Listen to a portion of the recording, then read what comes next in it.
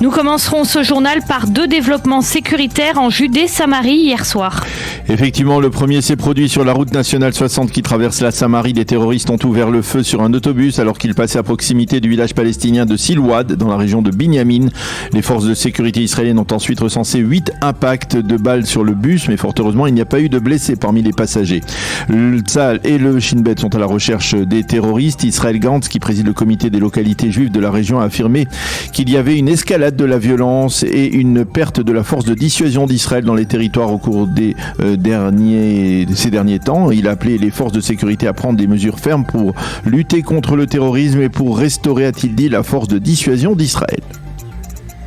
Le second développement s'est produit plus tôt près de la ville palestinienne de Kalkilia. Oui, 3 jeunes femmes palestiniennes d'une vingtaine d'années ont été arrêtées en début de soirée près du poste de passage d'Eliaou, donc à proximité de Kalkilia. Elles étaient en possession d'une mitraillette artisanale de type Carlo et d'une lettre annonçant leur suicide. Elles ont été remises aux enquêteurs du Shin Bet israélien qui tentent de déterminer quelles étaient leurs intentions et si elles avaient l'intention de commettre un attentat au poste de passage, donc d'Eliaou, ou à l'intérieur du territoire israélien. Il n'est pas impossible également que les 3 jeunes femmes aient voulu être délibérément arrêtées, et ce pour des raisons purement personnelles.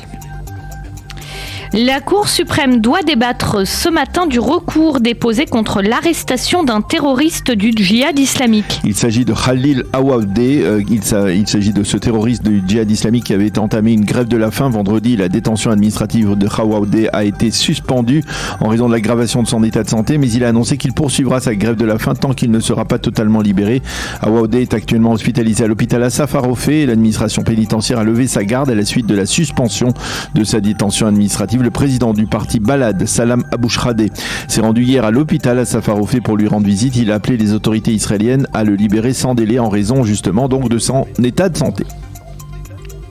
Et toujours au chapitre sécuritaire, cette fois une connotation pénale en plus.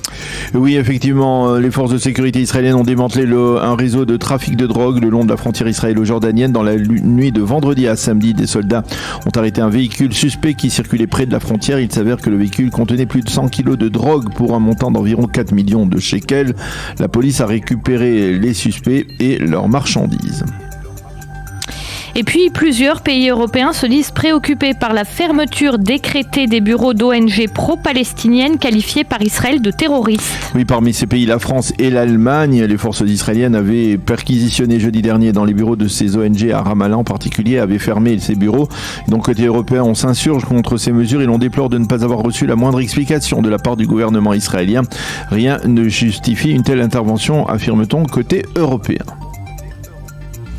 Les négociations de Vienne à Téhéran ont fait souffler un vent d'optimisme, Daniel. En effet, côté iranien, on aurait renoncé à exiger des États-Unis le retrait des gardiens de la révolution de la liste des organisations terroristes et l'on espère à Téhéran que ce geste pourrait permettre de débloquer les pourparlers et de parvenir donc à un accord sur le nucléaire iranien. Hauts fonctionnaires américains auraient admis que les 2 parties étaient plus proches d'un accord qu'il y a 2 semaines. Cependant, Israël aurait reçu des Américains des clarifications visant à prouver que l'on est encore loin d'un tel accord.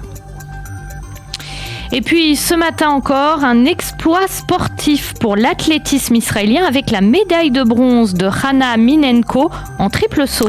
Oui, Hana Minenko s'est en effet classée 3e de la compétition en triple saut hier lors des championnats d'Europe qui se tiennent, vous le savez, à Munich.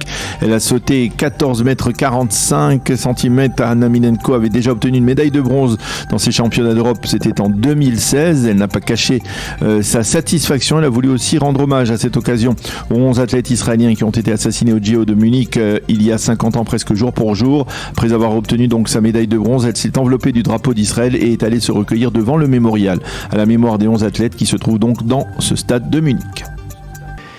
Eh bien, pour compléter ce premier journal d'information, la météo, bien entendu, avec un temps toujours ensoleillé et chaud sur l'ensemble du territoire israélien. Les températures 31 degrés à Jérusalem et à Tel Aviv et 40 degrés à Eilat.